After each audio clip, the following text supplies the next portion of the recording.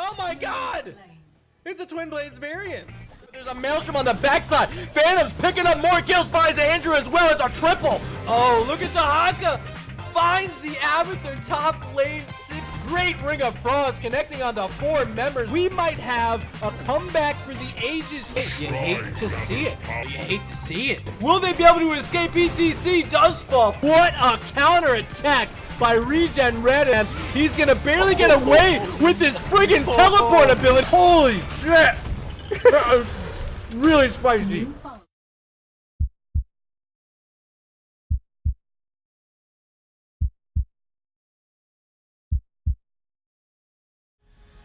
All right, ladies and gentlemen, if you were just hanging out over on twitch.tv/Nexus Gaming Series, you probably saw me there. We raced over here as quickly as possible, and look at this, we made it just in time for our first pick. And I gotta introduce my co-host for tonight. You caught him here on Tuesday, and he's already back on Thursday. It's my boy Btrain 704. What up, my man? Hey, how's it going? Pulling a double shift this week. I'm super glad to do it. This game looks like it's gonna be a fire. Definitely gonna be fire sauce. We got Ferrets, my co-host from earlier this evening. Ghost Stunk on this squad. They participated over in Division S qualification. Did not qualify, however. They're gonna participate here Division A of Nexus Gaming Series in Season 6, and they're up against a team from my own family, the ReGen fam, ReGen Retro, with their second match of the season. Yeah, first 2 bans coming straight through. Diablo, Maiev, gone. We saw Diablo get a couple of tweaks on some of his cooldowns, but on just a couple seconds or maybe 1 second apiece on his charge and flip abilities, and then Maiev going to be banned out on the other side. Been seeing her banned a lot more as of late. Yeah, it has been quite a lot, and also a lot of bans have been coming on the Big Beetle. A Nubrak banned out by ReGen Retro, and really only a couple more heroes like Zeratul, maybe even a Genji that we see banned so often. Ana, another comes to mind. Anything you would like to see banned here? So Infernal Shrines, there's a couple of the heroes that really just have a lot of shrine control. Alexstrasza could be a target ban, but you nailed it right on the head. The Zeratul is gone. So if we're thinking like map-specific heroes, Alexstrasza, Kael'thas, Leoric, and Sonya used to be powerhouses back in the day, but we're gonna see Garrosh first off the bat. Early Garrosh, Altanian, the captain for ReGen Retro, a former member of an old ReGen roster, one of our first we had when I was actually still playing.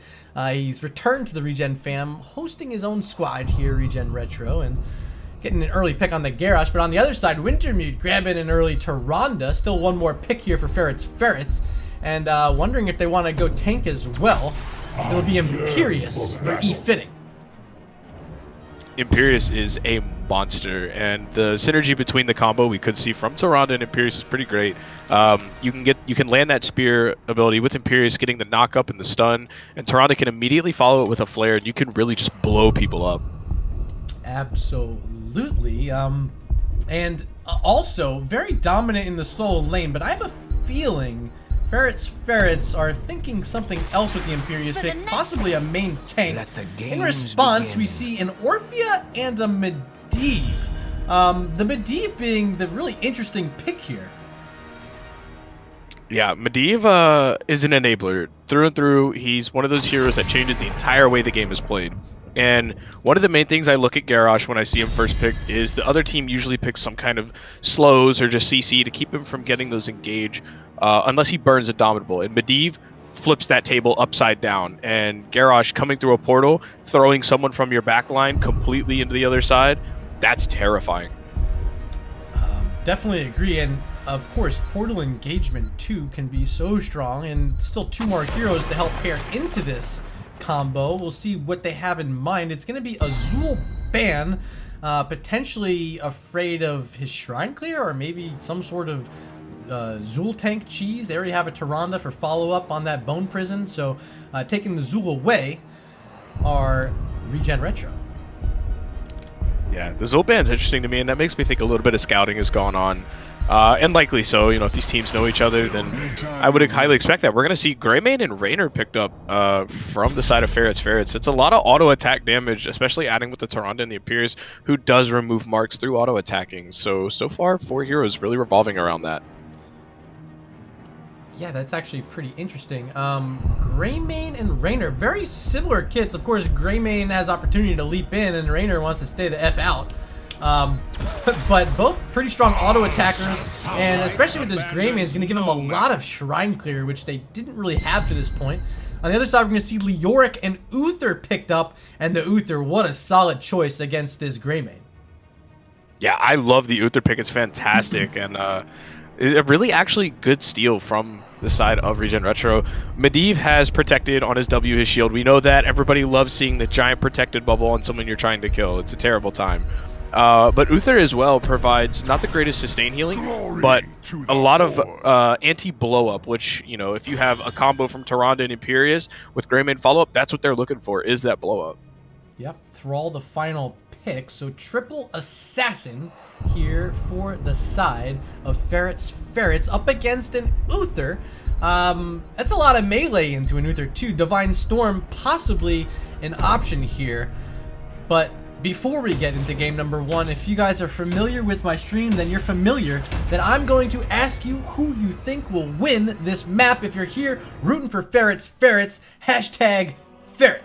If you're here rooting for ReGen Retro, hashtag ReGen. I sure as hell hope you're rooting for my boys, but of course, I'm not going to hold bias. You guys have some fun. Root for Ferrets. See if I care. Btrain, what do you think?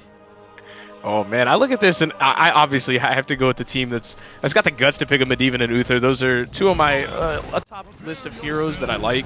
Not my favorites, but I do love the picks. I think they're pretty solid, and they reacted well in the draft. Well, let's introduce some of these teams. On the left-hand side, it's Ferrets. Fitting to be playing that brand new Imperius. Sir Sean Sheep, the captain, appears to be on the Raynor? Yes, that's Raynor. Eric can be playing the Greymane. Wintermute on Tyrande. And my main man, my co-host all the time, it's Ghostunk on the throne. 5. And on the right side, we have Aaron ripping the Leoric, Karama on Coffin Hitler, Voltanian on that Garrosh manning the front line, Deltron on Uther, and Big Bird on the little bird is Medivh. Oh, the little bird. I forgot to say at the end, ladies and gentlemen, Ferrets in the blue. So they are in your blue tonight. Logo's up on your screen. Team name's up on your screen, so you can't be lost. You got to be in the right place if you're here watching NGS action. Let's take a peek at those level 1 talents, which are all locked in, as we are locked in a fight here at mid.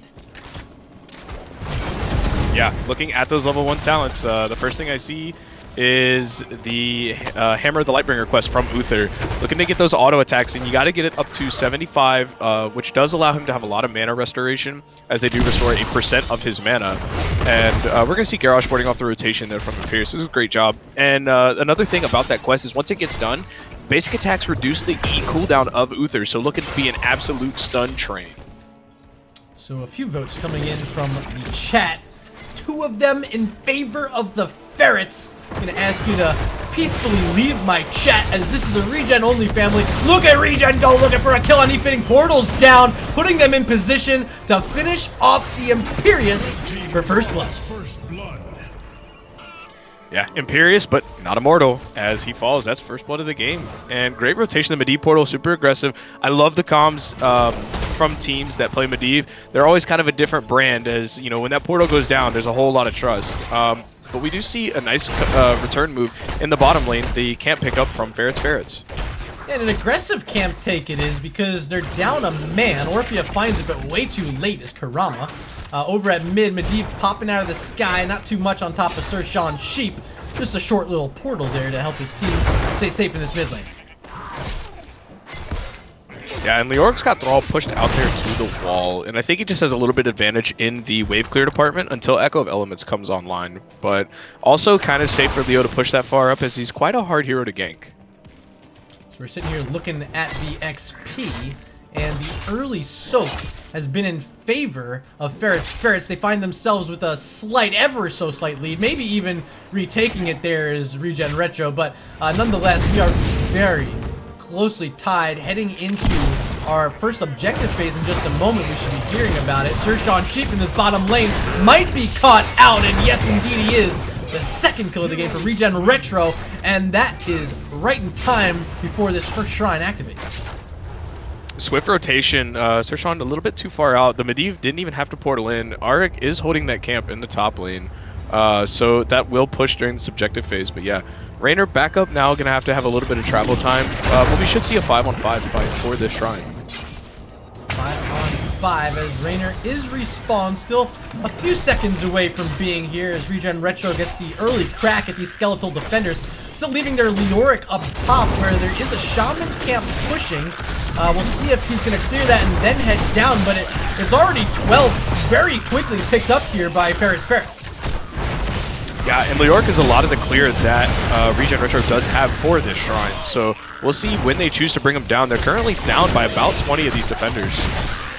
Very late. Now finally it's Leoric walking down from top, but like I said, 32, now 34 already on the board. Leoric, you are far too late, but looking for a fight anyway, and are gonna find a kill on Tyrande. Third kill of the game for ReGen Retro, staying in here. It's Garrosh, very low, pops Indomitable. Can he get out? No, because the Punisher leaps right on top. Sorry for that lag spike there, but we saw the kill.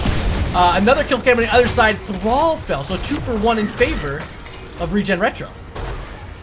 Yeah, the deep portal right into the backline. The engage was there. Garrosh pops straight through it, tosses Tyrande right out, and the follow-up damage was on target. And Uther going into that full stun build, getting that movement speed at level 4 is going to allow him to chase a little bit after landing these stuns. So if you get hit by the first one, it's a bad day for you. Punisher going to be successfully cleared up here as we have a follow coming in from the Apocalypse Shovel. Welcome, my friend. Thanks for stopping in here tonight. One objective down, tied up at level 7, a slight lead for ReGen Retro right now as the Leoric spent so much extra time soaking prior to that objective phase. That was really the difference in what this XP is sitting at. The kills, of course, too, but objective went over to Ferrets, and end of the day, that's what's going to win you this map. So we'll see if ReGen wants to play the next one a little bit more aggressively, or at all. But we gotta wait until the next objective to find out. Yep, Orphea also going for the stacking quest at 7. Once she gets that complete, it does have a cooldown reduction and a mana refund, so she'll be able to sustain in these fights a lot longer should the first initial engage not go as planned. Kurama spending so much time kind of by himself in his bottom lane on his Orphea. Here comes Medivh with team. Ultanian frontline finds the toss on Wintermute. There's gonna be a potential kill. Yes, it is. Tyrande down. Orphea's still alive. Kurama the one throwing out the damage, getting that kill, and a successful kill, and will give them opportunity to clear up this siege camp that was just picked up in the bottom lane. Yeah, yet again, you know, you said at the beginning, portal engages swift, fast, and in a hurry. Garrosh coming straight through, getting the toss, and just like that, another kill. I want to see how the sustained fights play out once level 10 comes online for both teams. Getting, you know, either ult, you know, Sunder or Earthquake, you will have a lot more control of spaces, and that's kind of the key to thwarting with deep comps, is being able to control the ground where the portals will be. A few exchanges been happening up top, not too much yet. Level 10, so close for ReGen Retro. This wave will give it to him. There it is. So now we get our first look at what they're thinking. And, yeah, look at that. Divine Storm, the pick from Uther. And I love it. Nothing like sending a giant stun hand grenade into a backline with a portal. Entomb up top. Ghost Dunk in big trouble. They're even going to use the Warlord's Challenge. 2 heroics use, maybe a lot of resources, but both on 45-second cooldowns. That's short, and they'll be back up, so excuse me, 50-second cooldowns. But still short enough that they should have them up for the next objective. Yeah, the cooldowns for the side of ReGen Retro are all extremely short. Outside of Divine Storm, the longest ult, it's 80 seconds. Everything else is less than a minute, so they can kind of just rip those 4 picks as we see the rotation down to the bottom. Sershawn pushed up to the wall. Utanian coming down on the Garrosh. The portal is going to come through into that pathway. He's going to get the body block, but sure, Sershawn with the jukes. Sidestep, and Ethan is going to get thrown stunned immediately. The Groundbreaker doesn't land. Garrosh doesn't have the taunt. D-Storm comes out getting advanced. Now you're going to set up the Orphea ultimate as Ethan is getting out. Polybomb was used. Big Bird is going to fall to the Greymane after burning that go for the throat. It is still Evening alive on the Imperius. The tomb comes out. Gonna be a zoning 2. Leo blocking himself out as Arc diving deep, getting 2 kills in that fight. The Beast is on beach, looking for another. Karama trying to run. Arc, the super deep spear is gonna come out. The flare does fall a little bit short into the fray, saves him from that. But a 2-for-0 trade on an engage that went south for ReGen Retro. Yeah, that was pretty close to kind of going 2 ways. But by the end of it, Ferrets coming out, finding some big kills, and that's tying us up in XP. And with the Shrine active, exactly what Ferrets needed to start making their way back in this game. ReGen Retro's gonna have time to get up here and defend, but or maybe they won't. Orpheus so far behind, still hanging, dawdling back at mid lane, and 20 skeletal defenders, exactly what we saw on the first objective, late to show up to the party on ReGen Retro. Yeah, you see the portal coming through. Thrall using that wolf to control the spaces. Oh my goodness. Voltanian in the backline getting the 3-man Boilers challenge. The Feast is going to come out. Polybomb getting great value. Thrall runs it into E-fitting. Both tanks are going to get burned up as Raynor falls in the backline to Coffin Hitler. Going to throw the Imperius back in. Leork going to block the exit here as Earthquake slowing 5 members here, not allowing them to finish this fight off. E-fitting does finally fall. 3-for-0. D-Storm wasn't even used. Coming to the portal again, another swift engage, and the portal allowing so much to happen. The Utherson coming out, not letting Arc get out as he has 1 HP and does fall. Groundbreaker getting completed. The level 1 for Garrosh. It was just a greedy cocktail there by Greymane. Of course, they end up 1 short. I actually thought Tyrande got in there and threw that Starfall and was enough, but didn't. But Greymane was looking for the cocktail to get the final 4 skeletal defenders they needed. They didn't get it. Still just 1 away. Potentially going to move in here. Now 4 for ReGen Retro. So close. Who's going to get this Punisher? Who can finish it off? Karama's got to get something in there. ReGen Retro gets it, but they're going to lose 2 on the other side. Ultanian, gets protected by Medivh. Force of will keeping Ultanian alive. Hashtag protected. That's all I have to say about that. Protect the Shrine. Only needed 1 more with Ferrets. And then protect your Garrosh. Keeping him alive now with level 13s. ReGen Retro have this Punisher, but it's already pretty low. Only about 15% health. Taking the portal in. Looking for the toss. Finding Wintermute, and the Punisher going to get the job done. Tyrande down. Now they can stay here with a minion wave and get their first structure of the game. And with this lead, now you're starting to talk about a 2-level lead. Yep, and now that they have the passive XP increase and a little bit more map control with these catapults, they're going to be allowed to have even more play area with these portals and all these rotations. And for Ferrets, it's terrifying. Portal down, checking that camp, but late to the party and already captured by Ferrets. ReGen Retro not going to be able to evade that. Now checking down bottom is Medivh. Sees no one's there. We'll see if they want to make a play on that. They do have this talent tier advantage, and also, more notably, is just the vision advantage that Medivh is now providing. With their lead, they can just really keep him around to just be the vision bot that he is. Yeah, absolutely. And we saw a couple people trying to get vision to see maybe a rotation on the top lane, and it wasn't there. They just stayed bottom with the 4-man, and they took that camp, and they're almost level 15 now. An entire almost 2-level lead in XP. Portal engagement again. Ultanian looking for anything. Eric's the one they find. First the stun by Uther. There's the taunt on 2. The Vine Storm to follow. E-fitting could be next, but he pulls Uther up in the air and will survive. Entomb, see you later. A triple kill, excuse me, double kill for ReGen Retro. Got ahead of myself there. They find 2, and that's going to be 13-3 now in their favor. This stun chain is absolutely impeccable. The Groundbreaker, as we're going to see another portal, gets Garrosh into position on Sir Sean, and he falls, and that's another kill. The stun chain is real with Groundbreaker into the hammer from Uther and then the Divine Storm, as we might not be done. Look at this rotation top. Ghost Dunk, you're a little far out, my man. I know we've been casting and we've been up all night, but you're about to fall because you had a little bit of a lapse there, my man. It's okay. But it's going to be 15 now for ReGen Retro and an invade on this camp. The only thing that's kind of gone wrong for them is their Medivh falling earlier, getting his Arcane Rift stacks reset, only at 12, and we're past the 12-minute mark.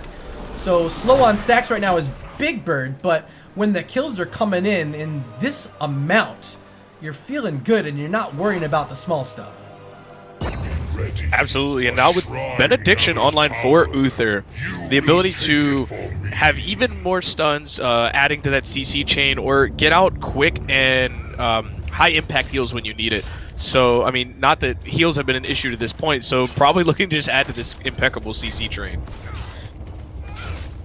Shrine number 3, I believe, about to activate here, and we're taking a peek mid lane. Mortar Punisher will be next.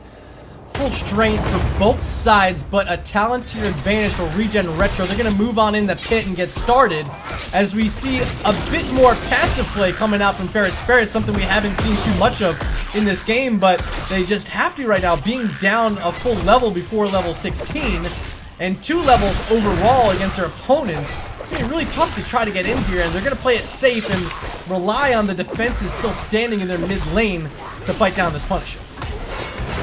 Yeah, and with the XP changes, you see him going bottom here, looking to get a lot of the structure damages. They just melt that wall. And they're going to get this fort, which will help them in the long run. But right now, defending against this Punisher is going to be terrifying. With portals allowing you to be dove on, even baiting it isn't safe for your tanks. So, just down bottom, we saw Ferrets take away their first fort of the game.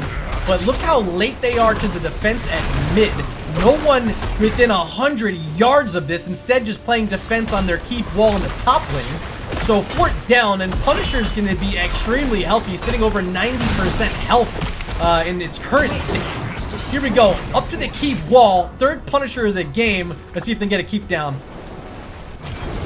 Watch out for the aggressive portal over the wall to follow this, and there it is. Instantly, all 5 members go straight to the portal. The D-Storm is going to land, only hitting Leoric, or excuse me, not Leoric, Imperious. As Imperious does fall, Leoric comes out, still has that Entomb available as Sir Sean is going to get thrown in by the Garage. Tomb coming out to get the body blocks as he's locked in the cage with John Cena, the Punisher, going and securing another kill. And we're going to see Art trying to run away, as well as Wintermute blocked off to their bottom, but the Keep's not even down yet as the Punisher is almost dead.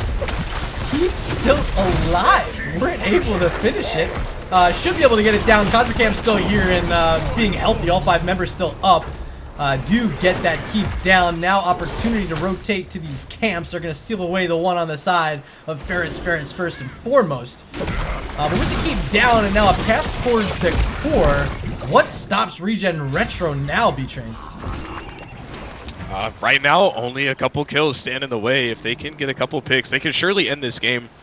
Their core damage isn't the greatest, I would say. You know, Orpheum, Medivh, spell damage. Medivh doesn't get the cooldown reduction on that Arcane Rift if he doesn't hit heroes. So they would probably need at least a 3 or 4 man, you know, team kill without losing any members of their own. So Goku down in chat saying there's absolutely no way that ReGen can lose this game unless they hand their opponents the game. Well said, I guess. You can only throw if you throw. Confirmed. You can only throw if you throw. Here we go. We got all 10 heroes in the bottom lane right now, but even the sky, as you can't see his health bar. But they're going to wait. In mid lane, it's really pressured. We got Camp here, 2 catapults. Someone's going to have to respond on the side of Ferrets, and you see Leoric. Oh, now you see Leoric. Making the march up top is Aaron. He's got a catapult here as well, and he might start knocking on the door of a second keep. Yeah, sending the Leo up top. They're not, you know, afraid of the push in this bot lane, as we are going to see everybody starting to back. Medivh had eyes on this rotation the entire time. Actually, stalling the backs is going to use Protected to get through the portal. Greymane not quite able to secure the kill, and chasing any further could be death as they only have 2 members here. Ooh, but they weren't able to keep Imperious. That was a really risky hearth there. Barely got it off. Left a little meat on the bone there with ReGen Retro. But they still have this talent tier lead. Level 20 is just picked up. I threw those talents on your screen so you can look at them before we see any more action. Top was just cleared, and now looking at a Bruiser camp, Ferrets nearby, opting actually not to go for it quite yet.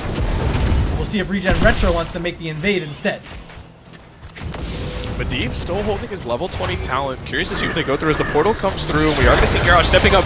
The D-Storm cancels the Imperious ult as Silencing Tomb comes out and Tyrande falls. Just like that. The snap of your fingers. A kill secured for ReGen Retro. I'm sitting here thinking which hero is going to be banned in Game 2. Is it Garrosh or is it Medivh? Because both are deadly right now. Uther too, the Divine Storm pick, just the pick alone is such a threat, and it's being used to perfection every time. I haven't seen one bad D-Storm to this point in the game, comboed so well with that Warlord's challenge and just the pickoffs. And now that the death timer is getting longer, meaning even more, this objective might as well be free for ReGen Retro. Yeah, absolutely. And with the lanes pushed in middle, this Punisher's going to go bottom. So the saving grace for Ferrets is it does still have to go through this fort and a bit of the wall. It shouldn't be an issue, but it will take a lot of life off this Punisher. So they didn't end earlier when they got that keep down. Instead, going to rely on the support that this Arcane Punisher can bring in the bottom lane. This wall on this fort still standing. No one's trying to siege forward, instead leaving everyone in the pit. Their opponents are up top working on a wall there, so they know exactly where their opponents are. I'd love to see them hold at 39 and just push forward. No reason to get too quick on completing this. Work on that bottom keep wall so your Punisher has less of a hurdle to step over. I do like this Kazucam take. Punisher coming out right now, and up top, it's going to try to be a core race, and maybe the smartest call Ferrets had left in their book. Yeah, as everybody is starting to back for ReGen Retro, and yeah, all 5 are back. Portal is down. Volcanian walking forward. There's the sheep going out.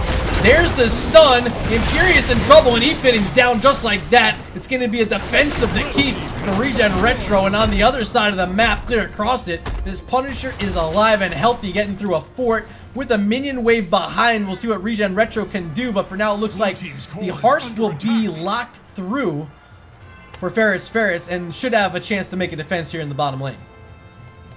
Yeah, and actually Glypha Polybomb, the level 20 from Medivh, got a lot of value there. That Polybomb spread insanely quick and hit like 4 people.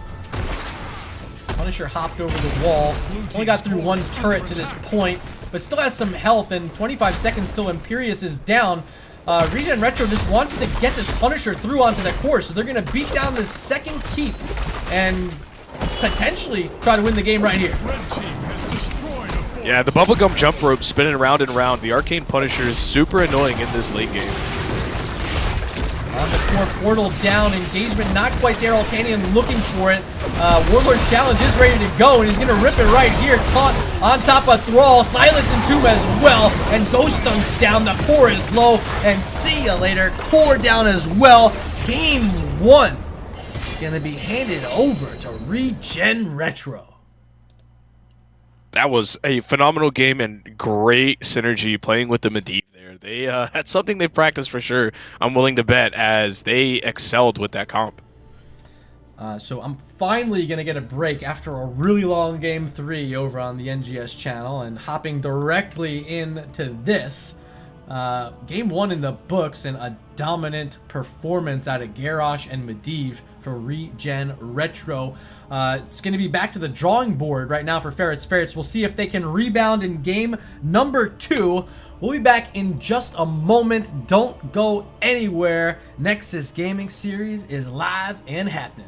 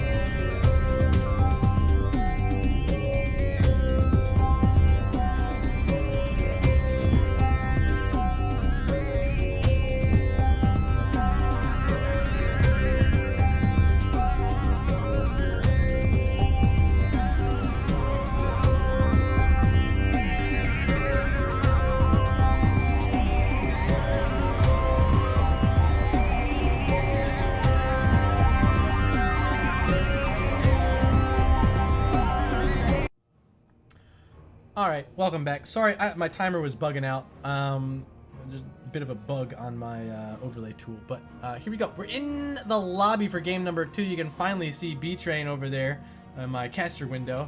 So shout out to him. If you guys are not following Btrain, his Twitter link is there. Give this man some freaking love. Also, same tag over on Twitch if you want to follow his casting action. We have teams in lobby, but apparently waiting on one player. So Btrain, let's talk a bit about game number 1. Obviously, a stomp fest for ReGen Retro, bringing out the Garrosh Medivh. Anything you want to see them continue to do, or do you think Ferrets is just going to ban out those 2 heroes? So I don't think the Garrosh ban is quite necessary. I think there's ways to counter that hero, but the Medivh enabling all the rotations and the crazy plays for ReGen Retro, Medivh likely doesn't make it through this draft, although I don't quite know how much value he gets on a map like Sky Temple, where there's a lot of straight up just direct team fights that might occur on the points. Sure. Yeah, it looks like we're heading into our draft, and looking up, it appears it's going to be mine now. Sky Temple. It's actually the only map he doesn't go Sky Temple. He said, "You're mine now." I thought usually he says Sky Temple. Did that change? I don't know. Yeah, that was weird. Because usually I do this thing where I'm like, the next map's going to be, and then the announcer says the map, but he didn't say the map that time, so I look kind of dumb. But whatever. I got you. I tried. Zeratul early ban. We saw this banned out by Ferrets in game number 1 as well. Of course, note on your screen, our teams did swap sides. So if you're following the action, the blue team is now ReGen Retro. Yeah, this map, lots of emphasis on globals. Heroes like Abathur still shine, getting lots of mule value. So something to be aware of, as you know, so far no globals banned, and we'll see if any get picked up. Maiev still banned on the side of ReGen Retro, as I believe they banned it last game. I do want to say goodnight to Recyclic if you're still there. Thanks for stopping in. Shout out to my man, because you don't shout me out. Maiev, the first ban for ReGen Retro on the left. They also banned out a noob game 1. I wouldn't hate it here. Sky Temple so strong. Instead, banning out their own Medivh. Are we looking at the right teams here? I think so. I don't know either of these teams very well, so I don't know if there are certain players that place to the same heroes maybe on both sides, but maybe a little bit of a mind game banning out their own Medivh. Okay. I mean, they played it well game 1. Maybe they had scouting that their opponents wanted to run it, and that's why they chose it there, and now banning it out might make more sense. But it leaves open Diablo, and Big Red can be picked up early. Diablo, always a terror, and we'll see. There's not a lot of wallbang fights that you can get on some of these shrines, but a lot of the rotations in camps and fighting around the boss pit specifically, lots of value you could get from the Diablo.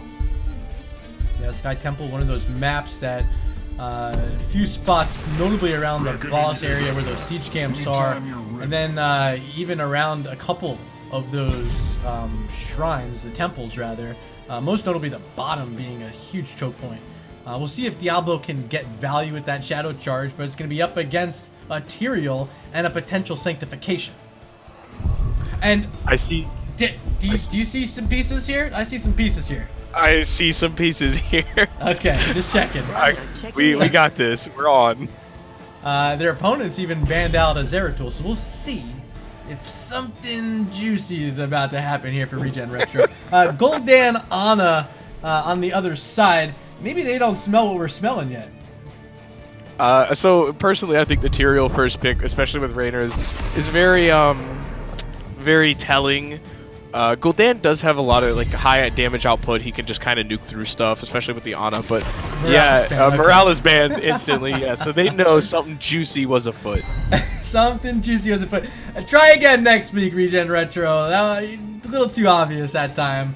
But instead, they're gonna have to go back to the drawing board, and having an early Tyrael, I don't think they lose too much. Of course, that Sanctification can even negate something like Horrify, so could get some value here, Oltanian, but it's got to pair something nice with it. And they're going to go with Sonya Decker Kane. Also, shout out to the Skinergy. I love it. I was about to say that too. Did you notice that?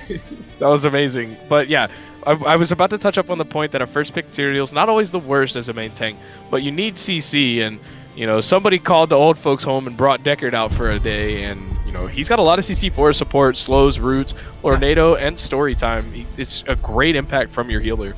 They get a couple of options with Sonya. Her spear has a short stun, and if she wants to go into leap at level 10, there's another option. But I don't know if the CC chain's quite there. We have to see what this final pick for Big Bird is. It's going to be up against the Dahaka on Sky Temple, one of Ghost Dunk's favorite heroes, and that's Genji. And I've seen Sir Sean Sheep play this hero last season, loves him. So they're getting on some comfort, and this might be the swing around that Ferrets is looking for.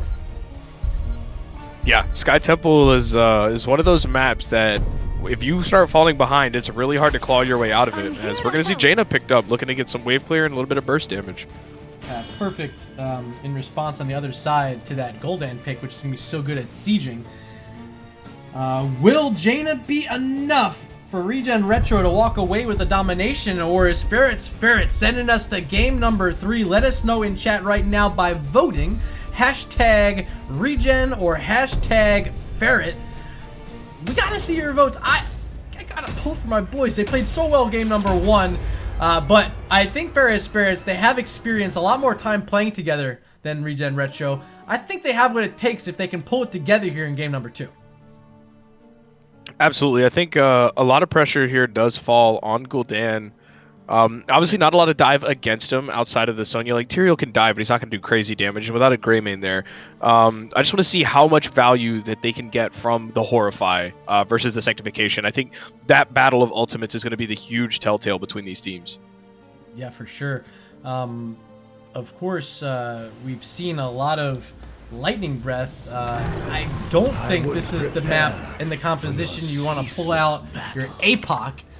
So Lightning Breath probably the pick for Diablo, but let's get into this game. Let's talk about these heroes, these players on the left-hand side. I'm going to get to introduce ReGen Retro, the captain, while Tannian playing the Tyrael. Great synergy there as well. Karama on the Rainer, Big Bird playing Jaina. Up top will be Aaron on Sonya, and rounding it out on support, it's Deckard Cain. Ladies and gentlemen, ReGen Retro. 5, 4. And on the right, 3, in red this time, Ferrets. We have Ghost Dunk on that Dahaka. Wintermute pulling up Anna.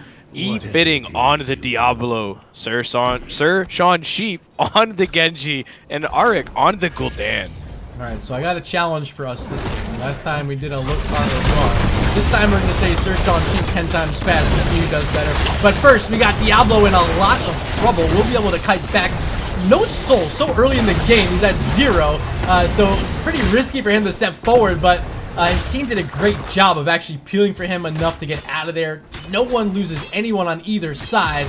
And let's just take a look at our level 1 talents, which we have yet to do. Yeah, Feast on Fear, a notable pick for me. Anyone who's seen any cast that I've been on before with a Diablo in it, Feast on Fear is one of those talents that it's good for the early game, it's good for an unstacked Diablo, but Devil's Due is just so great. But on this map, we're fighting on temples, is kind of away from globes. That's really your only choice for sustain. So, you know, I could see it fitting. We are going to see Gul'dan in Echoed Corruption as well, looking to get an insane amount of damage out onto this backline. Great sustain damage in team fights. I definitely think the right pick, Tissue Regen here, especially up against this Tyrael who's going to be in your face, at least trying to be, and Sonya as well, who has a favorable matchup against the Dahaka. But here we go, bottom lane near this siege camp. Tyrael in trouble, has Eld's Ruins, back to a potion from Deltron. Volcanian will survive, but still here, and using that Brushstalker in his Dahaka, it appears as though Ferrets really wants to fully commit to this siege camp here. Yeah, looking to assert dominance is Ferrets, bringing their global all the way down as Diablo's going to get the charge onto the Jaina, getting the flip as Sir Sean Sheep is going to eat a couple tower shots, but the corruption damage coming out from Gul'dan is going to shut the door on Jaina, and just like that, they steal the camp. And great job by Ghost Dunk landing the drag that time. Ghost Dunk, I can say bad things game 1, I can say good things game 2. Nice work there on the drag, bud. And like you said earlier in the draft, getting on some comfort picks, Sir Sean so far is looking fantastic on this Genji. Going in with no fear, staying as long as he can, getting the maximum amount of value, really seeming to know the limits of the hero up to this point. Yeah, they're looking really good so far. I know it's still early. I know our XP bars are just about deadlocked. But the aggression with the Haka, exactly how he's supposed to be played, getting down there for that fight, taking it with the man advantage, and ultimately stealing away the siege camp, finding one of their own as well, and now moving up top towards a bruiser camp. The macro pressure has been 100% Ferrets, and 0 on the board for ReGen Retro. As we're seeing the bruiser camp pick up for Ferrets, which I love this. This is a strat we saw rise back when HTC was around, RIP. The Koreans. I forgot to switch my overlay. We've seen the Koreans snatch this bruiser camp, and they would shove it down top lane and look to get some wall damage and then take the top shrine in hopes that it would finish out that first fort. As we're seeing the rotation up on Sonya. Aaron caught a little far. Diablo not going to go with the charge. Letting Aaron live there. Stixa, I see you in chat also saying my game volume's a little loud. I'm going to try fixing that for you now. We'll see if that's any better. As we're still hanging out here in this top lane. Big charge by E Fitting, finding Sonya, but the Whirlwind allows her to walk through, taps the well. 180 health, survives as Aaron. But this is still some shots coming at this top fort. Bruiser camp here as well. Aaron's in trouble if anyone wants to turn around and engage this. While Tanyan staying nearby with his Tyrael also taking damage. Now bringing up the support. Deltron is here with Big Bird, but it's going to be too late to save this fort. Likely down, and hopefully for ReGen Retro, they're going to be able to get out of here. And just like that, you know, focusing that top shrine with that camp push, they snagged that fort at 4 minutes into this game. Double back the apology to chat for not changing that overlay. It's been a long day of casting at this point. I was over on the NGS channel using different overlays there, a different system that was set up last minute. I'm back on my own system. You'd think I'd be doing a good job, but still making North America production errors. But you expect no less. We are in NA, Btrain. We are in NA, and Aaron is in Africa. Diablo is going to get the charge and the flip, and Sonya going to use that spin to win to go right through. Not going to get body blocked as the fight is turning with the CC out from Deckard. E-Fitting losing a lot of HP as the machine gun Ice Lance build from Jaina, and Big Bird gunning down Diablo, who's still only at 61 souls. Enormous Bird that time. Jaina coming up with a big kill on a big, giant Diablo, still only at 61 souls. Had a full cooldown on his death timer. Let's check out up top as Ghost Dunk deep in the lane, knowing that Sonya was all the way down there for that fight bot. He's going to press this forward. We'll see if anyone can make a response. But with just Sonya here, low health, I don't think Aaron can make this play. Might even lose his health because Genji shows up. Sir Sean Sheep, Sir Sean Sheep, Sir Sean Sheep, Sir Sean Sheep, Sir Sean Sheep, Sir Sean Sheep, Sir Sean Sheep, Sir Sean Sheep. 10 times and 1 kill.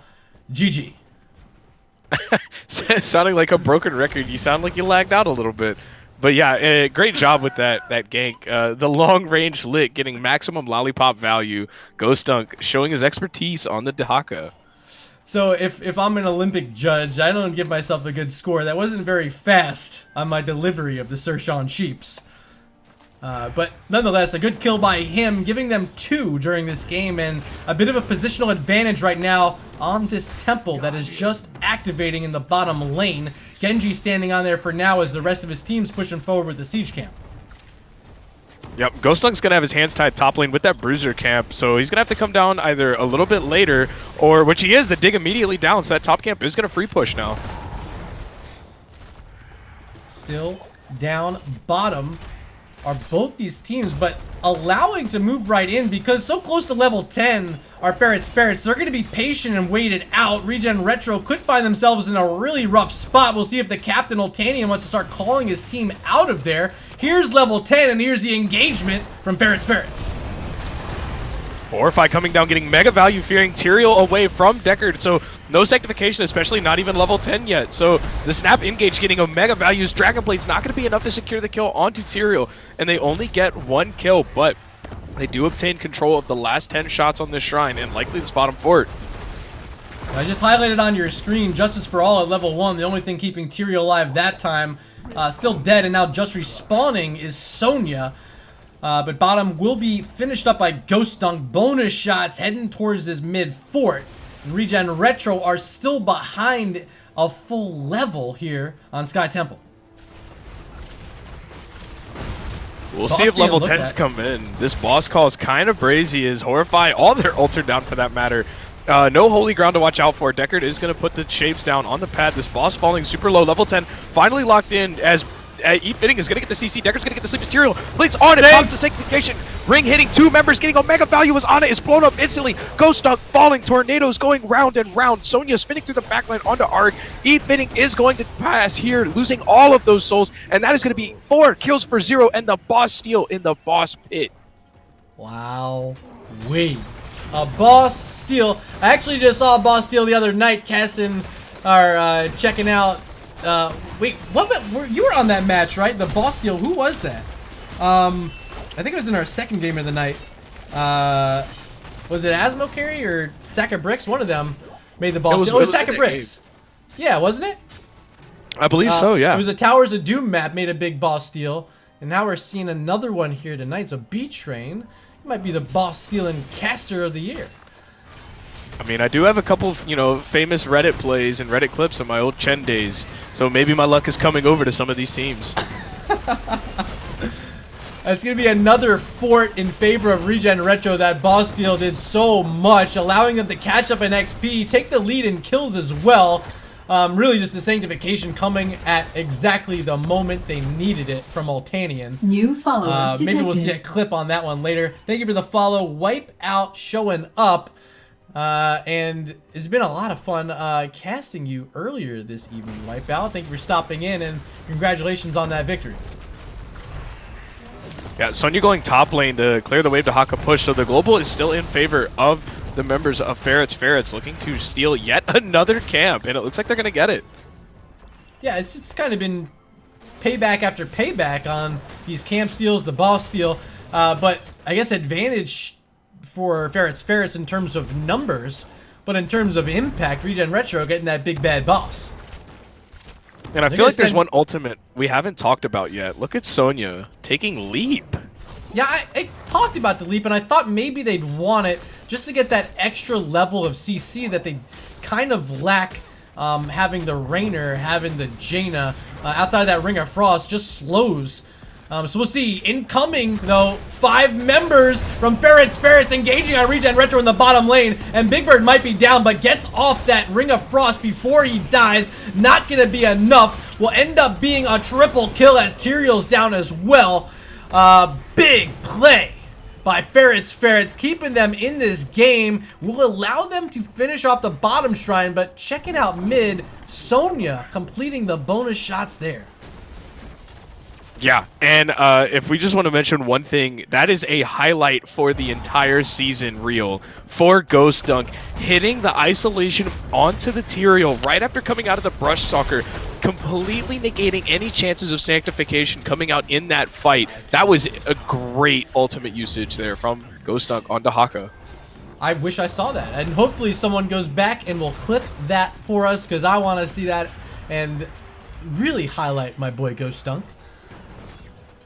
Camp steal is successful, but quickly cleared up by ReGen Retro on the blue side. Checking down bottom, there's still a siege camp there, which got through a tower, got through the wall, and still continuing to push in this bottom lane will have to be responded to by Big Bird. So up top we look, and it appears as though Ferrets, they want to stay aggressive, pushing in on this top wall.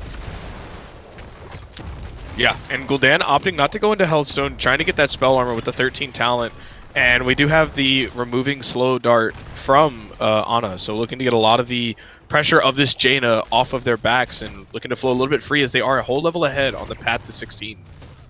They're going to go ahead and drop back to their bruiser camp as well.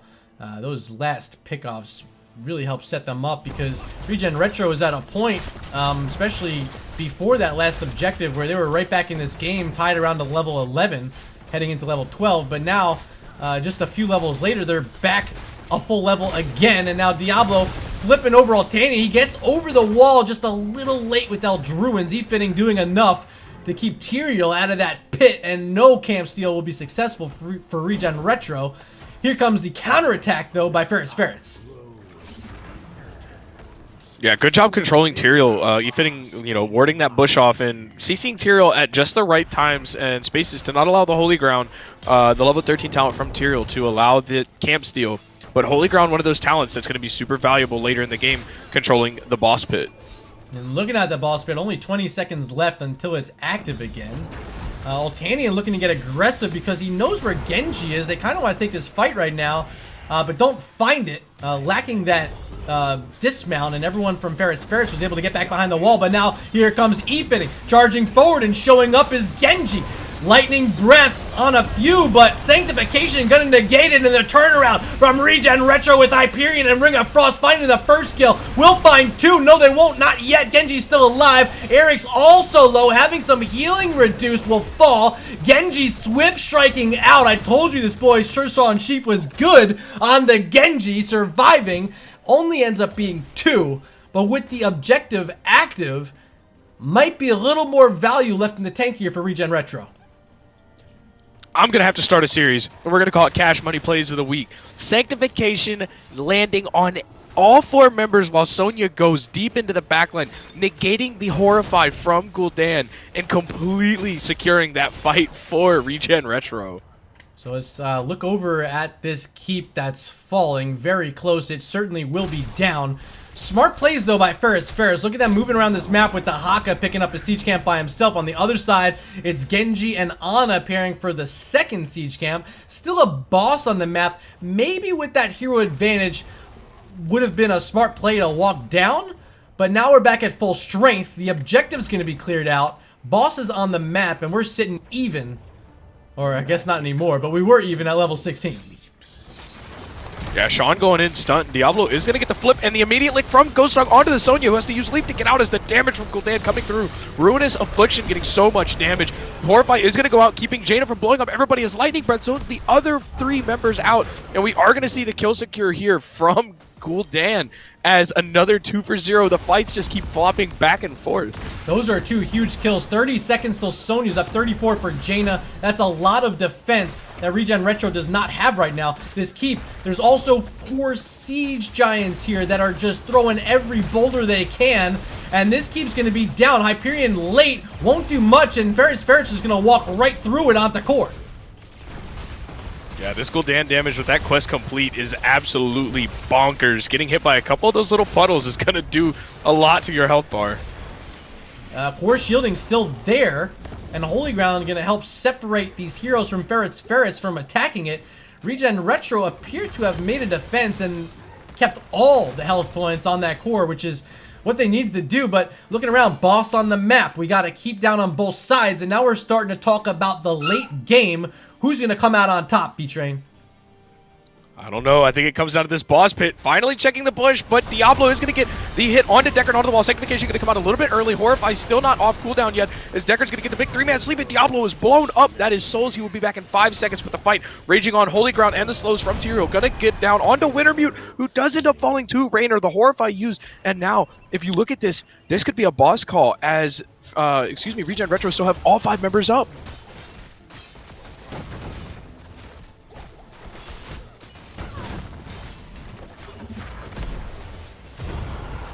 I don't know if they can actually fight for this boss. Gul'dan putting out damage. Sonya goes a little bit too far out in the backline, forced to pop the shield early. Boss is going down. Holy Ground still available as Ring is still up as well. This is 3 members. E-Fitting tries to get onto the path. The Ring of Frost does zone him off and get it as Ghost Dunk digs in just a little bit late. Sonya is going to fall to the Genji as Dragon Blade getting oodles and noodles of value. Ghost Dunk at the back line, licking everybody. Man, this fight is rigged out, and they actually turn it around. To win this for his team. If he can land this drag on Deckard Cain, which he burrows out of the scroll of ceiling, they're not going to get a kill, and they got to go back because the boss is pushing bottom lane. There are temples active as well. Where are these heroes going to go? These are late game temples, and they're shooting at keeps at this point. They got to start moving on to them quickly because whoever gets there first, that's going to be keeps down. And with Dahaka showing bottom, no one from ReGen Retro's walking that way. It's going to be a free keep. Yeah, and leaving Genji as the only member back to clear this boss, it looks like it won't get the keep, but it is going to get a little bit of substantial damage as Gul'dan and Ana are top, and we do see 3 members rotating up. Tyrael, Deckard, and Jimmy are, and this is a 3v2, so they got to be careful for Ferrets. Yeah, they're going to make this play up here. Diablo showing up as well. Remember, this is Dahaka that's down bottom, has Brush Stalk, and will be here. on a moment's notice. Level 20 is just picked up as well for Ferrets. They're looking to make their move. They're going to wait probably for Dahaka to finish off bottom because it's so close. And then he's going to make his way. I think he's coming right now. Keep eyes on Dahaka and where that brush stock might be. Level 20 online for Ferrets. 20s are here. It will be contagion for Dahaka, so see if he can find a big spread. And here come the kills. Tyrael down first. Diablo, however, low on the other side, uses his Hellgate, survives, finally falls. Triple kill, though, for Ferrets as ReGen Retro are all falling. Jaina trying to finish Wintermute and does. A big pickup because that might save their core, but Temple fires bonus shots. 2 keeps down. 5-man team wipe. And that's all they wrote. Game number 2 is going to be handed over to Ferrets. Horrify in the back line from Gul'dan, actually stopping to stay a while and listen, and I think swinging that team fight in the favor, as Diablo also impeccable job living so long, using the Hellgate, forcing everybody to come so deep to secure that kill.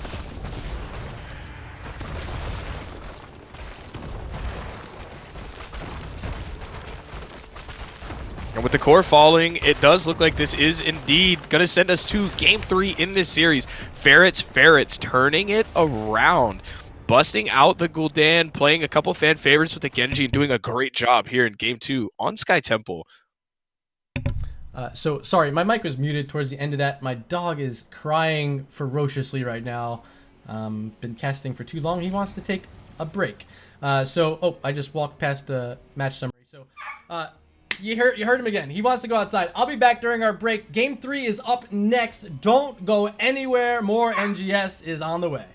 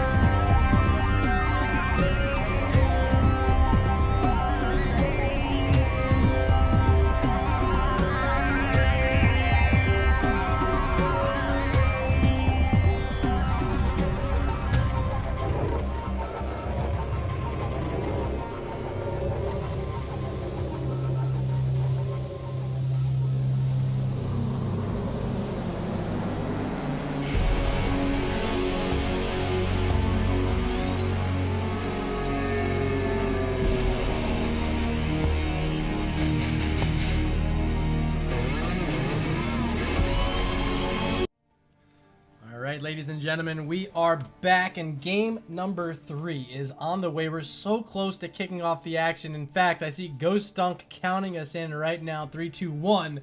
Game 3 is going to be a map that we've seen at the start of the night. We're heading back to Volskaya Foundry. Volskaya is always a blast. Team fights, point control, lots of sometimes long-standing fights that happen here. So some of that sustained damage could come in use that we saw last game, or they could just elect to go for one of those crazy all-in blow-up strats. Yeah, I'm really curious about the Medivh specifically in this matchup. You saw it picked game 1, played so well by ReGen Retro. Game 2, ReGen Retro banned it away. So us casters were feeling as though there's a bit of scouting maybe by ReGen Retro for why they've put priority on that hero so far in this matchup. We'll see if they continue with it here on Volskaya Foundry. Yep, and we've seen Maiev and Zeratul bans and Anubarak bans pretty much all through these games as Maiev yet again gone. So if you hope to see her this series, sorry, you're going to have to catch another one. ReGen Retro doesn't want anything to deal with her. That is 6 straight games I've casted tonight with Maiev first bans. 6 straight in the first ban slot. Zeratul on the other side from Ferrets, matching that mega aggressive melee assassin style that both these heroes can bring that's so deadly right now in this meta. Yeah, you said it. And Zeratul and Maiev both have like really game-changing ultimates. VP and that Warden's Cage just they pretty much force fights, and they can secure such good setup for either one of your teams. So, you know, both those banned out. Now we don't have to worry about that. I'm not worrying about Ana no more. But other side, we saw Diablo bans. We saw an Abathur ban from Ferrets. The Zeratul, the only common link so far. Are they going to stick with one of those Abathur Diablo type heroes? I don't see Abathur getting value here. So instead, the hero we wanted to talk about being banned away here by Ferrets. Not dealing with any portal shenaniganry. Ferrets want nothing to do with it after game 1. I honestly can't blame them. They did a great job on game 2, and they had a really good sustained damage comp, and I'd like to see them go into something similar yet again. So St. Basil 1 in chat saying, is rotating sides a thing now? No, we talked about it during the break, and we had a chuckle about it as well as we see another one of our MVPs in game 1 for ReGen Retro, Ultanian, hopping back on the Garrosh. Yeah, looking to get some throws in, but hopefully not the whole game. As the first game, he threw, but not hard enough. And the Garrosh play, like I said, is something you can counter and draft. The Medivh being out of the picture, we'll see what they choose to do. A hero I want to see for Ghost Dunk. I want to see the Malthael.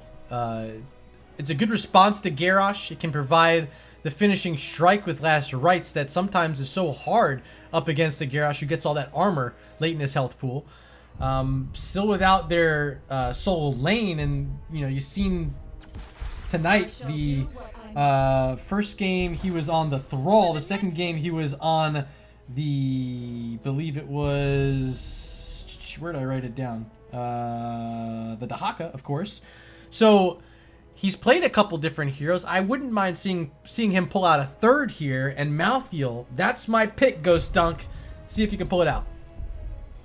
And actually, Malthael would be a great pickup into an Alexstrasza, because that I think it's a talent at level 7, Touch of Death, negative healing effect. So whenever Alexstrasza puts down those big healing circles, everybody has to group. Everybody you have rights on, or not rights, but your mark on, you can reduce their healing. And so when a team revolves around that big circle and looking for that great health boost from Alexstrasza, they're not going to get it, and that could decide a couple fights.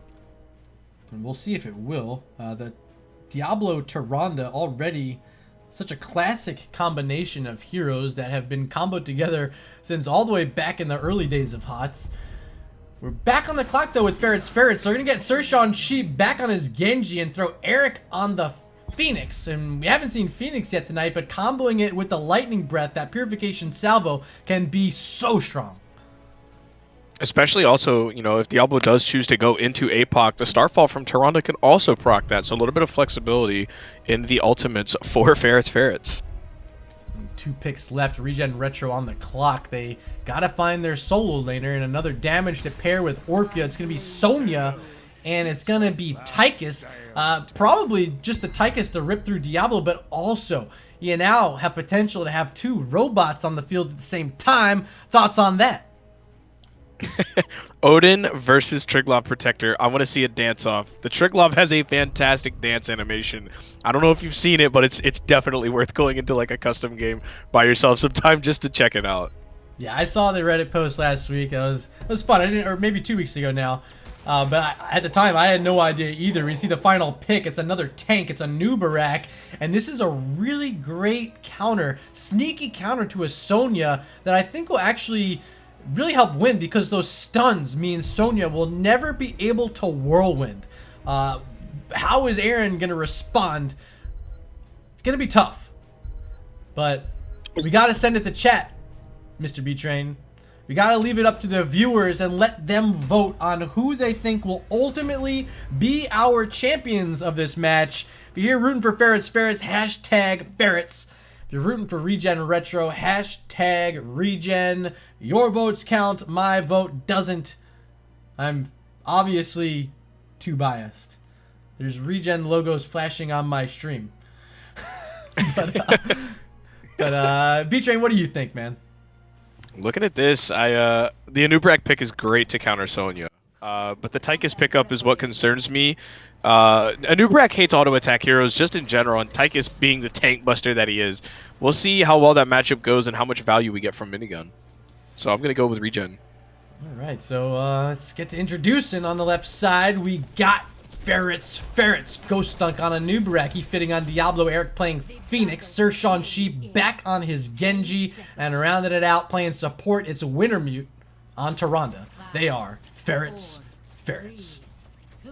And on the right, we have ReGen Retro. We got Aaron again on Sonya, Karama on the Orphea, Big Bird on the big man with the big guns, Tychus, Deltron on Thick Mama, Alex Straza, and Oltanian on Garrosh yet again. Big boy, big gun, big bird. Love it, love it. Level 1 talents. Do you love them? Beetle build started up by a Nubarak and gonna need it playing solo lane up against a Sonya. We'll see if that pays off and if he can get the value he wants. But it's going to be bottom lane for those two, and we're going to keep close eyes on it because a very interesting matchup, and maybe something you guys want to try at home. Is this a Nubarak in some niche matchups for the solo lane? Yeah, Nubarak is kind of a pain. Like you said, all the stuns will negate Sonya being able to just kind of spin to win and use the minion lane for her healing. So we'll just see how well they time those stuns, as we are going to see Combat Tactician from Tychus getting the cooldown reduction on the dash when he auto-attacks. So looking to be a little bit more mobile. Bottom lane gank attempt possibly coming. Aaron's out in this lane and has no idea that his enemies are nearby on his own fortification camp. It's going to be taken away as no one from ReGen Retro is anywhere nearby. We'll see if they maybe make a play elsewhere to give themselves an advantage, but successfully taken. And look at that go, the fortification camp in favor of Ferrets. So one of the most important things on Volskaya is the item control. And at 1 minute, you want to send somebody down to pick up your camp for your team, as we're going to see a little bit of aggression at the top. Oltanian getting caught out. Diablo is going to suplex him to safety. But with their turret stolen now, they the side of ReGen Retro doesn't have the opportunity during that first phase to go for a second turret, as now they can only collect their one when that comes off cooldown. Oltanian's walking nearby this enemy fortification camp in that enemy rotation lane, but the rest of his team not nearby, so gonna back up and rejoin them at mid and continue the rotations between mid and top. So it's gonna be another turret in favor of Ferrets. We might as well start calling them turrets. Yeah, Phoenix barely dodging the gank attempt. The Tychus grenade barely missing the knockback to cancel the blink out from Phoenix. So he is going to make it to safety, as the bigger they are is online for our Tychus. You saw ReGen Retro thinking about that support camp, but ultimately backing up with Oltanian, their captain, leading the disengage. See if they rotate up top. They might see E-fitting here a little out, but smartly and wisely so. Diablo backs up, but the connection hits on Groundbreaker. The toss is there. E-fitting had the shadow charge. Will be safe. But ultimately, a nice little attempt. Not going to net much for ReGen Retro. Oh yeah, Tychus is definitely going to start treating Diablo and Anubarak like not as much tanks, but kind of like paper bags. As we're gonna see the throw, the stun doesn't come out, and actually Oltanian caught kind of far out. The Diablo is gonna get the flip as he has to stand on the healing circle while taking the damage from Phoenix, but they trade 1-for-1 as Phoenix falls to Karama and the Orphea as Ghost Hunt coming through with the stuns. Yeah, they got to start getting out of there. They don't have their tank. And on the other side, look at what you see. A big, fat D and a big, fat Beetle right in your face. And they're just going to back up and have to wait the entire cooldown on Garrosh. Oltanian just now respawning. 16% channeled for Ferrets. Ferrets is going to give them a slight lead. But plenty of time now for ReGen Retro and maybe level 7 talents before they get there. So with the bigger they are, the one thing I want to see for ReGen Retro is their cooldown usage and how they cooperate on the same kill targets. Minigun no longer does damage to targets below 35%, but it gets them there faster. So I want to see if they can really line up their abilities and secure these kills, or if they're going to just kind of start leaving people chunked but still alive. Here we go, ReGen Retro moving back in while Ferrets approaching 90% on the channel. Everyone's here from both teams as the fight breaking loose. Diablo in trouble. Dragon Queen popped early. Extra abundance on the ground. Gonna keep Oltanian very healthy, but a very smart and quick movement back by Ferrets. Ferrets, who already have 99% channeled, are just gonna play it safe and wait out this Dragon Queen cooldown. And here we go. We talked about this turret. This could have been their second one, but it's actually only going to be their first. It comes up during this first phase.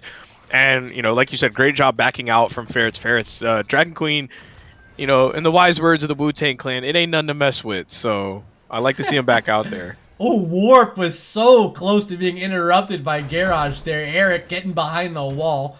Nice little spot and a quick decision from our Phoenix player. Down in this bottom side, we do see yet another fortification camp being started up by Ferrets. And Oltanian, although appeared to be making a move towards it, just going to be too late. Staying on the point. Now we're going to have another 5v5 fight break out for this control point.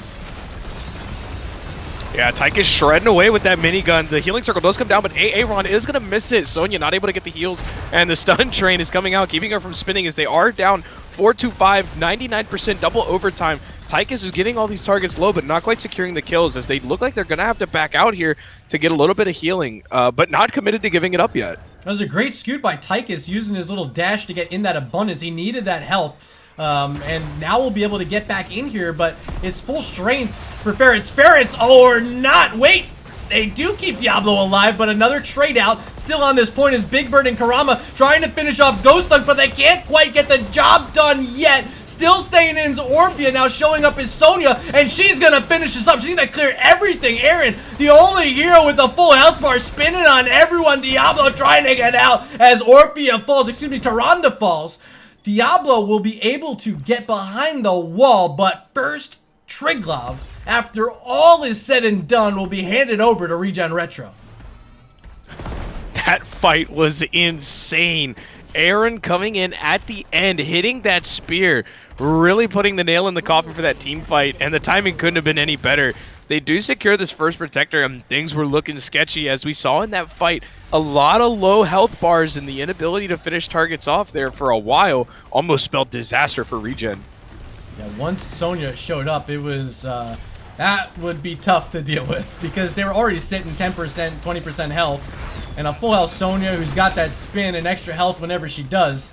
It was really tough to deal with. So Triglav awarded over to ReGen Retro. You see them push all the way through this top fort, and with Odin here, it is going to be the double mechs for the time being. Fort down, and now a movement probably towards this support camp? We'll see. Still 13 seconds, and they're nearby it. Might be the play. Yeah, double robots, man. This new Transformers movie trailer is pretty good, and ReGen Retro is starring right now. As we see ults online for both teams going over ReGen's. They did go with Leap yet again on the Sonya and crushing Jaws with the Orphea, so that could be the combo to watch out for. Yeah, and that whole time Ghost Dunk was pushing down bottom with his Beetle build that it does such a good job of soaking up those tower shots. Just the minion wave behind it's enough to push, but here's an invade E-fitting coming in on Diablo, and Garrosh so far away. This is going to be successful for Ferrets. There's Lightning Breath pushing back ReGen Retro. They don't survive. X-Strike finishing one. Cleansing Flame, the only thing keeping Alexstrasza alive, but Oltanian showing up and finding the toss on Genji. He's down. Now a leap in from Sonya. Aaron looking to clean this up for ReGen Retro for the second time in a row. E-fitting the one holding onto the turret. Will he throw it down? Who's throwing it down? It's Garrosh flipping Diablo back and E-fitting. You're gonna fall here. See ya later. A double kill for ReGen Retro. They lose that camp, but end of the day, Btrain, that's gotta be a little extra value for them there. Yeah, they lose the camp, the turret gets burned, so it's nothing against them now. They did get the reset onto Diablo's Souls. As I was laughing super hard, Oltanian used Into the Fray and launched Tychus directly into a Tyrande stun. As we are going to see the invade from ReGen Retro, looking to get aggressive. Orpheus warding off the engage from a Nubarak, who Ghost Hunt could be flanking as Diablo's going to get tossed in. And we see the Warlord's taunt coming out, hitting two. The Crushing Jaws coming out, going to drop E-fitting. Diablo is dead. Ghost Hunt did cocoon the Alexstrasza as Purification Salvo, getting so much value, hitting 3 or 4 members. Chroma is going to fall as Sir Sean Sheep is cutting it down. Still in here, and there was a quick turret pickup, and they needed to do it. Pushed out Ferrets, and now Sean Sheep, no Swift Strike, but no Spear either from Sonya to keep him there. He'll live. But ends up being 2 more kills for ReGen Retro. Looking at the board, it's 7-8, a very close game. And this is game 3, Btrain. We're moving towards that mid-game, almost towards the later portion, and it's so even. I don't know if we can really predict this going either way. Yeah, the second Protector is not even online yet, and teams are already 13. And usually, when the second one starts to wind up, you see teams scrambling to try to pick it up. So, the game a little bit in its later stages, the first point being delayed so long. And these teams are not giving an inch, going blow for blow, stealing camps and taking them left and right. Gotta say shout out in chat to my main man, one of my best friends in the Heroes of the Storm scene. Sky Arch Hots has made an appearance. Welcome, my friend. Thanks for stopping in this evening. Here we go. ReGen Retro looking at their siege camp. We'll pick it up, and that'll give them a bit of extra pressure in the top lane, but that's where control point B is, and down bottom, that's where Ghost Dunk is with his Beetles trying to push down this fort again, see if ReGen Retro wants to make a defense, and it appears as though, leading the way Oltanian is, they're going to try to take this fight on him. Yeah, almost taking down that entire fort as Unstoppable is going to come out. Diablo getting the charge onto Aaron, not letting him with the engage that he wants. As we do have all 10 heroes down in this bottom lane. Lots of free fort damage, meaning that if this game does go to the third Protector, if Ferrets does win that, this fort is pretty much useless for a defense now. So we'll see how this goes in the later stages of the game. Yeah, control point B right now is also very important because if Ferrets are able to get this, they walk right past that fort onto a keep with this objective. They don't even have to wait until the third one. So ReGen Retro are going to have to play a defense, but if they win it, they have a fort down in this top lane and themselves could be looking at moving towards a keep. And first, the channel right now is ReGen Retro, but by no means is this any sort of advantage as moving forward, we see Ferrets trying to make a play. Yeah, we're instantly going to see the Odin drop as Oltanian has to drop the healing pack. The Cocoon comes out onto Alexstrasza as X going, give it to you, Sir Sean strikes again. Diablo does fall, but Genji is slicing and dicing, and Deltron uses the Cleansing Flames to stun a tad bit late as 1 member for 2 in favor of Ferrets. They look like they're going to ward this off and take control of this point. Yeah, Odin not able to do enough in that fight with both of those warriors down for ReGen Retro. They had no front line. And plenty of opportunity for Tyrande to just get free heals off on her team. And Wintermute, a veteran player in his own right, someone who participated frequently in some of our open division matches for HGC, played in those Heroes type amateur series all the time. He's here in NGS this season, playing support for Ferrets, and looking good here in Game 3 up against ReGen Retro. But with 16s around the corner, I think whoever gets there first might have a big advantage winning this Triglav, because I don't think it's ending anytime soon without an overtime.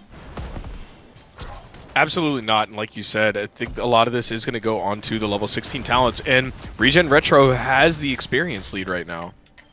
You got all 10 heroes here being flipped as Diablo taunt there as well, and being reduced in size by Alex Straza. E-Fitting not quite dead. The supporting from Tyrande was enormous. Still in there. Aaron trying to leap on the backline and spin, but Sonya likely to be the first to fall, and indeed is. There's the Starfall on top. Gonna kill Big Bird, but Ghost Dunk down on the other side. A 2-for-1 as the Lightning Breath comes out from Diablo, and now cleaning it up is Sir Sean Sheep. It's gonna end up being a mega kill for Ferrets, and the second Triglob of the game will be handed over to them. They're first, but now an opportunity to be talked about down bottom. That fort so low. They're gonna stay top for now. We'll see what they want to do with this, but what a huge advantage in this game right now. Level 16's picked up, Btrain.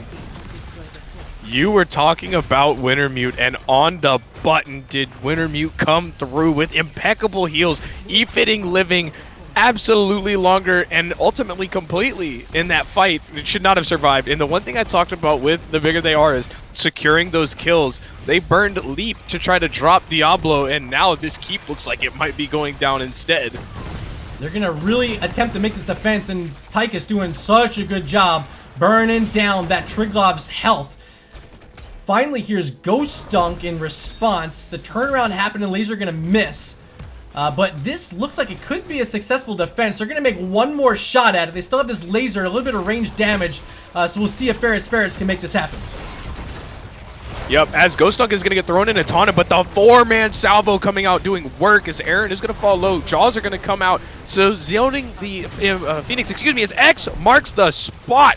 Sean coming in clutch, cleaning up a lot of kills on the back half of that, and with all the members down for ReGen Retro, 30 seconds or more. This looks like it could be the end of this game.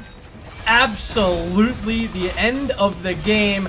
Ferrets come back from losing our map #1, and they're gonna leave tonight on the back of Genji and Tyrande. Back-to-back fights, getting mega kills against ReGen Retro, ending this one 19-11 in their favor, and they're gonna move on with this 2-1 victory.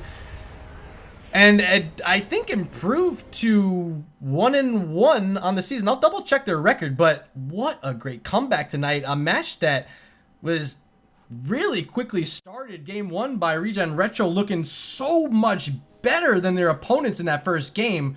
But games 2 and 3 ended up being a completely different story. Yeah, Ferrets, you know, weaseling their way all the way to core in that last drive. Just mega value coming through. Sir Sean absolutely cutting it up on Genji. And Wintermute coming out with such valuable heals. You know, the healing numbers aren't robust. They don't stick out on the stat sheet as much as other games. But there was value in every single digit in that number. So let me correct myself. This will actually improve Ferrets to 2-0. Last week they had a domination. Tonight they're going to take the 2-1 victory, so they're going to be sitting at 5 points, which, according to my calculations, is good enough for 3rd place in Division A. ReGen Retro will fall to 0-2, and that puts them towards the bottom half of the division, and a lot of work left in front of them to be moving on and ahead in this Division A, which is looking pretty deadly so far early in the season. Yeah, this is a great matchup, and I've had the pleasure of seeing a couple of these other Division A teams, and there's a lot of fun teams to watch out here, and I can't wait to see some of these matchups in the future. But you know, that second game, or excuse me, the third game, the Tyke is doing so much damage, but I think the only thing that kind of put the ship on the wrong course was being able to secure those kills. And we pointed it out early. They played fantastically. They had good defense. It's just ultimately the dominoes fell the wrong direction. Yeah, so I have a couple of people waiting for us over in Lobby 1 over on the NGS Discord. We're going to do a little interview. It looks like we have Sir Sean Sheep joining us. Hello. All right, hey guys, welcome and congratulations on a sick comeback, losing that first game, and we're going to be brutally honest, it did not look good for Ferrets after game 1. Oh yeah, no, it did not look good. So tell us, everyone watching at home and us casting, what changed that really made the difference? Was it just not having to deal with that portal engage in game 1? I'm going to answer this because I think we all can agree on this. We've literally never played against Medivh as a team. like maybe once or twice. So we play a lot of Medivh. But not a lot of people play Medivh into us. So we did not respect the portals as we should have. We didn't respect the counter blow up, you know? Absolutely. Yeah. We also switched our comp style in a way because towards the second 2 games we ran a lot more dive tanks and played a lot more aggressive, I guess you could say. Yeah, it Which definitely is seemed that. usually our play I talked about during draft at the end, you guys pick up, and talking about game 3 here, but at the end of that draft, you guys select in a Nubarak for Ghost Dunk, a hero we don't often see in a solo lane, but I noted a very wise and smart pickup up against a Sonya. Whose decision point was that? Was that Ghost Dunk making the call, or who does the draft in there for your team? We usually all put input into it, and we were actually thinking about either the ETC or the Nubarak. And I think it was just like a consensus on all of our parts that we just pick a Nubarak. And yeah, it really worked out. A lot of those team fights, the value is there.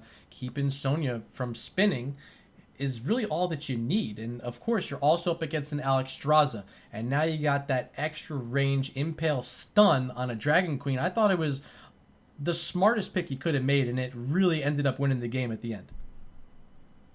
Yeah. We actually surprisingly practiced that a lot more than we probably did. That happened quite a bit, actually. So let's talk a bit about game number 2. I believe we were on Infernal Shrines, and correct me if I'm wrong. Or wait, no. No, we were on Sky Temple. Sky Temple game 2. Okay. Yeah, and game 3 was Volskaya. So the Sky Temple map was pretty close too. We saw a keep down on both sides. We saw a boss steal. And what really looked like a continuation from game 1, you guys turned that one around as well. How do you respond after losing that boss in such a big swing that it was? How do you regain focus and end up winning that map?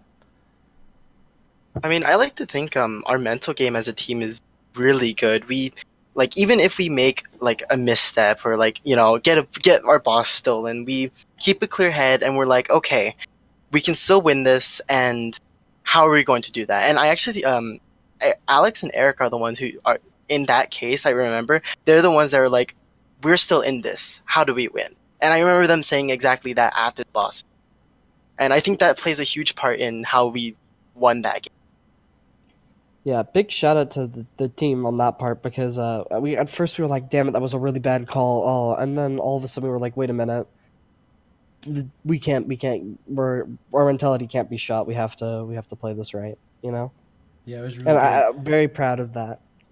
Btrain, remember you were telling me about that play before, Ghost Dunk coming in with the brush stock bottom on that Sky Temple. And yeah. That was, so you guys were fighting for the bottom temple. It came up, it was just probably right in the mid game, probably around the level 16s, and Jaina's in the left bush. Ghost Dunk digs in. You guys probably called for the dunk immediately, or the dig immediately, and the Horrify comes out. Which, by the way, whoever was playing Gul'dan, those Horrifies were pretty spot on, always hitting either Tyrael or the support. And I hope one of you guys tell Ghost this, but he hits this ISO on Tyrael, and like, did you guys hear that called out in comms that the ISO was on Tyrael and there is no sanctification? No. No, I don't remember that. No, we didn't hear it. Ghost, no. Wait. I just casted with Ghost before this match, as you guys know, and he was like robo-miking the whole time, so I guess it makes sense. Yeah, we watched that. Yeah, those fights were great, and the obviously you guys thwarted out kind of a crazy strat. We saw the Morales ban after the Tyrael pickup, and you guys kind of canceled out whatever cheese they were planning. But you did a great job, and the switch to the Genji style seemed to fit you guys really well. So obviously, you guys did phenomenally. Yeah.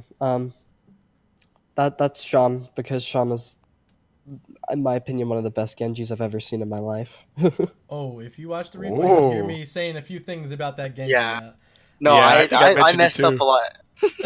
No, wait, there were good things. I didn't say bad things. Yeah, I said good things. Yeah. Well, I messed up things.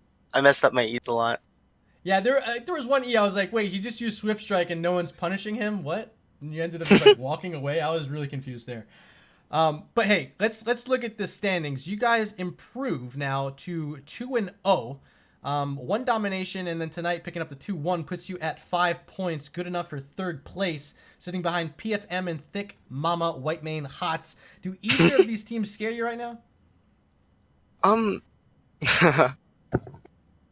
Honestly, I'm not the biggest worried about many of the teams on here. I feel like we've won and played against a lot better teams, and I don't want to sound cocky here, but I think as long as we continue to practice and keep, like, I guess, doing what we're doing and playing to our strengths, I think we can beat anyone here. Well, the confidence is never a bad thing. Love to hear it. Mr. Btrain, do you have any questions remaining before we give these guys room for some shout-outs? I really don't. Honestly, I just have high praise. You guys did a fantastic job, and I really enjoyed you guys talking about the mindset and the ability to be able to keep a clear head and stay focused. That's something a lot of people don't value a lot. So, props to you guys. All right, so Ferrets, you guys join us for this interview. The floor is yours for interviews. Do what you wish. Just keep it PG-13. Oh, okay, Alex. There's one person I think we need to mention. I think we both know. Okay. Is it Ferret? It's Ferret. Shout out to Ferret. Shout out to Ferret. He was our support player and a great friend. And was on the team for a Divas qualifier, but he had a conflicting schedule with the qualifiers with his league team. So feels bad, man. But he was a great player. Shout out to the team, especially Winner for stepping up to the plate and doing a really good job. Yeah, I want to shout out to our old team that we miss a lot, Nick and Crudo. Yeah. We played in Heroes Lounge with a team that was dysfunctional and really dumb, but we had a lot of fun, and I miss them a lot. So, yeah. Guys, I did get confirmation in chat here from Ghost Dunk. He's like, yeah, to be frank, I didn't call it out. All right, so again, huge congratulations, Ferrets take the reverse sweep over ReGen Retro, improving to 2-0 on the season. That's all the action, and it's late. It's 1:30 on the East Coast, damn it. I'm ready for bed. I just have to thank you before I go. Everyone stopping in over on the NGS channel earlier when I was casting with Ghost Dunk, and now here casting with Btrain. You guys are amazing for supporting NGS, for supporting me and what I love to do, bringing these games to you. Btrain, before we go, let these guys know where they can find you, because you're probably the brightest new mind coming out of NGS casting this season, and I'm stoked to have you on for the second time. Let them know where they can find you, though.